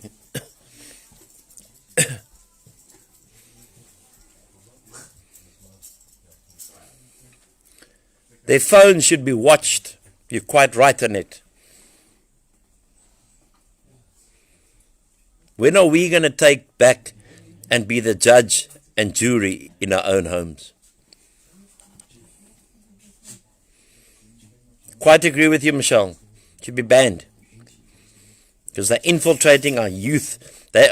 Our children are not mentally capable yet at that age to absorb the type of stuff that comes onto those things.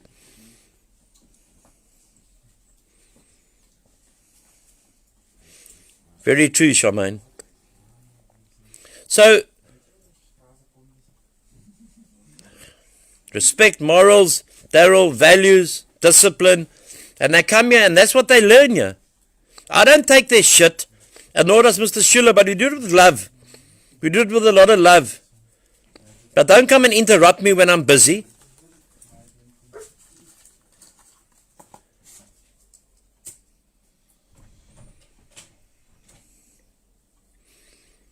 I carry on, and now you've lied for the second time tonight. You're not a person who ever lies. I know you because there's a lot of people on here tonight that you want to. Doctors do lie. They lied to me when they took my mom's heart out that they didn't wash it properly, and that's why she's paralyzed today. Love doctors. Michelle, I see you and Daryl are getting far too close, eh?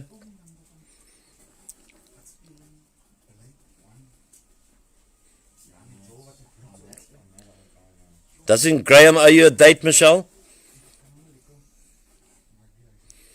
So there's many things we can sit around the table, and I'm sure there's people watching you now who could say, but we can do this, we can do this. And then we can all learn from each other. I'm only giving you my perspective tonight. My perspective may be 25% right. But if I can learn from you, I can become 75% right. 80% right.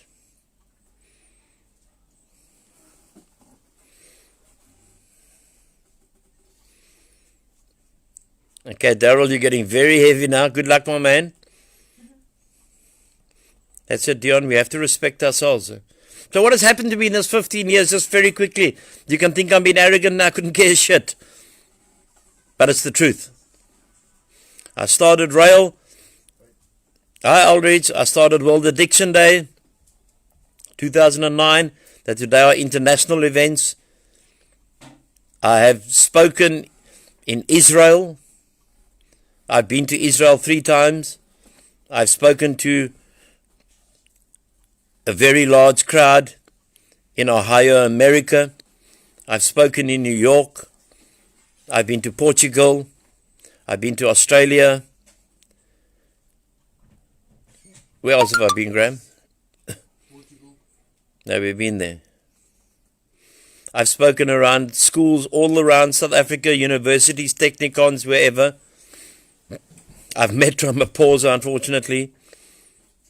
F.W. de Klerk. We sat down one day in Plattekloof and spoke. Started RAEL, RAEL Orange Friday. I've got my mom back.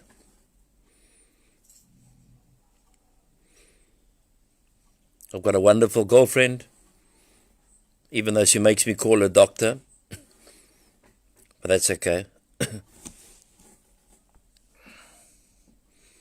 Hey, Gil, whose side are you on here? I've been to prison before that order. Don't take my inventory, bro. Because maybe I'll tell them your stories. And I've been homeless. And I've been around this world. What is my biggest success, we may ask, is that today Anthony Hall is sober. Because I was a chronic drunk. My biggest success story in life is that. I spoke at a meeting on a beach in Bali, in Indonesia. I've been very blessed. I've been very blessed. Thanks, Leslie. But I'm also very proud to say this, and I say this because I just say what I want to say. I don't owe anyone nothing. Because I'm a giver. I give my whole life.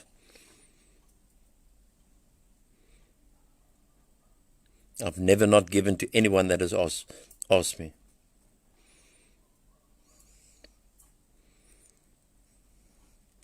Like Kurt and I give our lives here for these men. Some take it, some don't. If you don't want to take it, hearties. That's where we've got to today. I'd love to. Thanks, Charmaine. I'd love to. Okay, Daryl, cool, my bro. You can take Michelle out, Daryl, on one condition. I go with.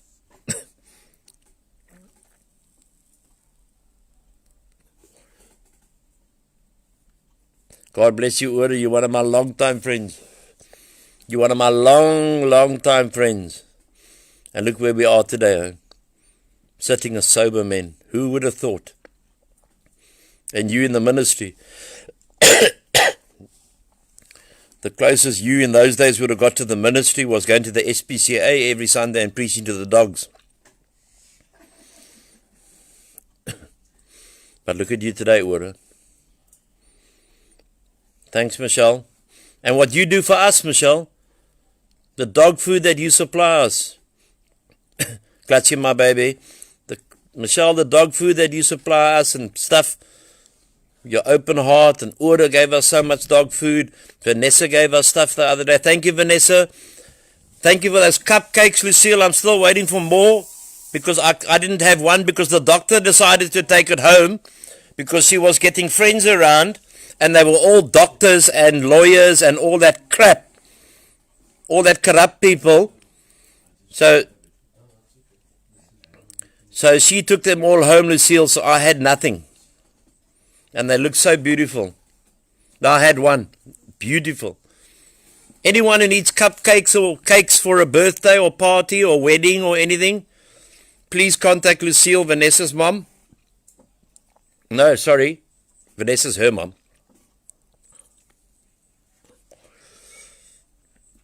Guys, I'm smoking Marlboro Beyond here. I don't even know I've smoked it before. It's about giving.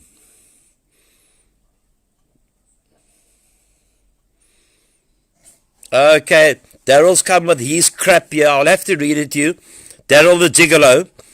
I'm 56, that's my age. I don't need a chaperone. I'm old school. I still open the door. Okay, that's not the only thing you try and open. So I will be there. Myself and the doctor will be there. And you can take Michelle out, Daryl.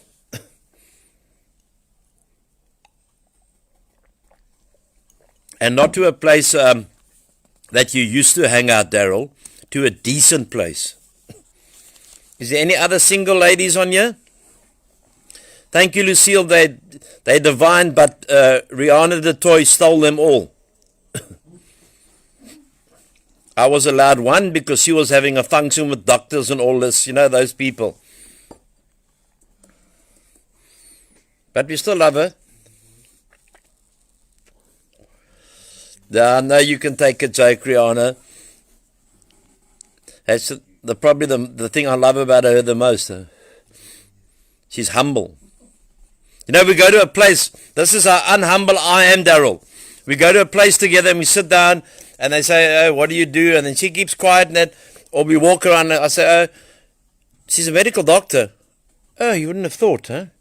She's so quiet and...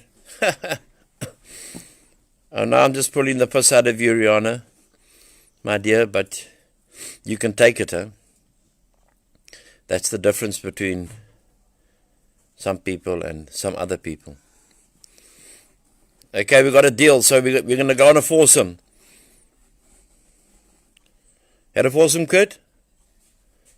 Yeah, Kurt has. Vanessa? Kurt has. Disgusting. I didn't.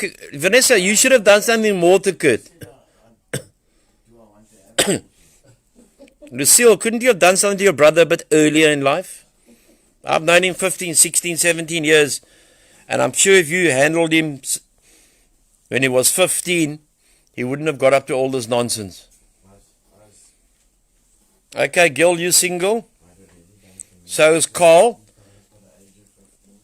But you don't want to see Carl's TikTok videos, otherwise because you'll run a mile. Why are you laughing when you say you love me, Rihanna? Is there a joke? Okay. He's tripping there. Clutchy, how you doing, my boy? I can't see who all's on here, honestly. Unless you talk to me. No, all fours. Anyone been on all fours? Oh, yes, Graham. Okay. You know, I'm talking about success. I always had police cars and that to drive and company cars, etc., etc.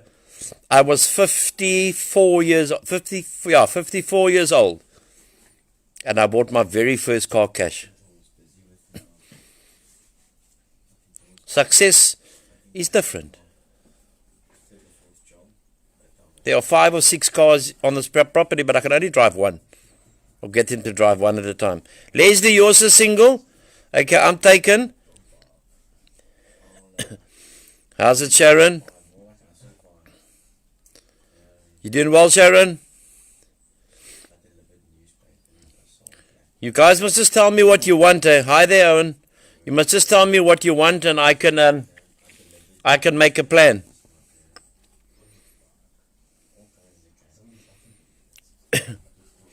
Daryl, I think what you can do is maybe there's a park in Worcester, and maybe we can have a picnic there. We'll bring our dogs with as well. Good man, Daryl. Good man. Lovely, Sharon. Lovely. Is there too much watch? Anthony, there's too much watch parties. Okay. That's the way it rolls, I'm not in charge of the technical operations of this organization. So if you had to come to look at it, I think I've had so far, God spares me, I've had a very different life. A lot of downs, a lot of ups. Oh, please send my happy birthday to Clutchy's dad. Okay. Lovely. Please send my wishes for his birthday. Okay. All right, huh? So that's life, and it's taught me a lot, huh? It's taught me the bad side. It taught me from locking up people and putting them in prison to being locked up myself. He taught me what it was like to be a homeless beggie for almost 2 years. It's taught me what it is like to live a nice life and being able to go to a lot of countries around the world. I've met some beautiful people in my life, some so-called very well-known people, but that doesn't turn me on. And I've met some, leave it at that. Okay, people, I'm going to get the night closed off. Thank you very much, and thank you to Kurt again for his brilliant. I think Kurt should just speak every night, because he's just like different level. Obviously had a good teacher. That's humble.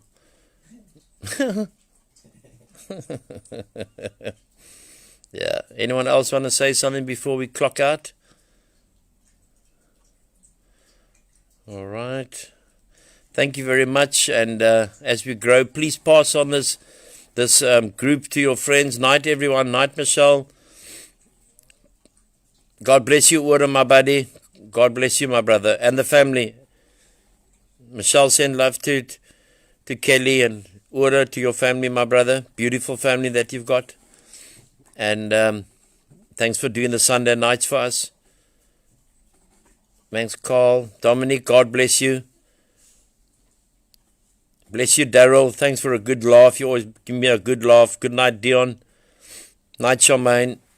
Night, Sharon. God bless you. Things will get better. Night, Vanessa. I love you lots. Night, Lucille. God bless you. Thanks for the cupcakes. Night, Leslie. Sleep well. Sleep well, Lucille. Okay, people, I'm going to, as they say in the classics, I'm going to sign off. May God be with you, keep you, until we meet again tomorrow. God bless you. Good night, Leandre. Night, Daryl. I'll give the dogs a hug. Night, Frank. Night, Gil. Be safe yourself. Let's keep each other safe. Let's keep each other in each other's prayers. We need them now more than ever. Good night and God bless. Night, Sharon.